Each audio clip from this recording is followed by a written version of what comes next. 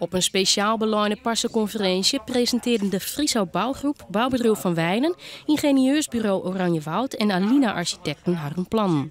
Zij willen het megaproject graag in Friese handen houden. We hebben ervaring, we hebben kennis en kunde hier, voor zowel Sportstad, maar hier vooral ook op het IJsgebied. We zijn heel plaatselijk. We hebben belang bij dat die afkomt, dus dat je had nog een extra troken in de reg voor toch een aantal zaken. We hebben de meesten in zitten in Friesland. En dat is toch, vind ik, op dit moment wel een van de belangrijkste zaken. Zorgen dat de werkgelegenheid niet komt. Nevens de Frieske bedrijven zou het nieuwe IE-stadion liekje matten op het nieuwe stadion in Insel.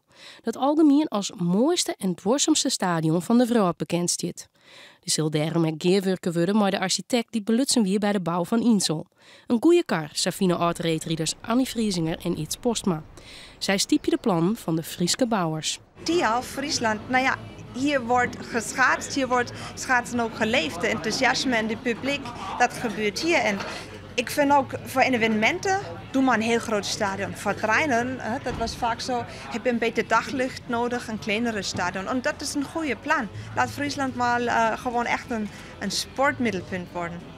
De kosten van de bouw van het nieuwe stadion worden roerst op 106 miljoen euro. De helft daarvan komt van de provincie. Maar er moet dus ook nog altijd 56 miljoen uit de merken komen. Het consortium wil er zeker een bijdrage aan leveren. Hoe? Dat wordt later nog besjoen. Maar laten we eerst wat goede kwalitatief goede Tialf gaan. Tialf 2 banen, de vernijing daarvan. Dat is eigenlijk op dit moment het belangrijkste.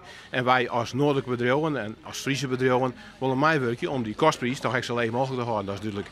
Nevens Vriesinger en Postma moet heel Friesland hem inspannen om bij de nijbouw de toekomst van Tialf veilig te stellen.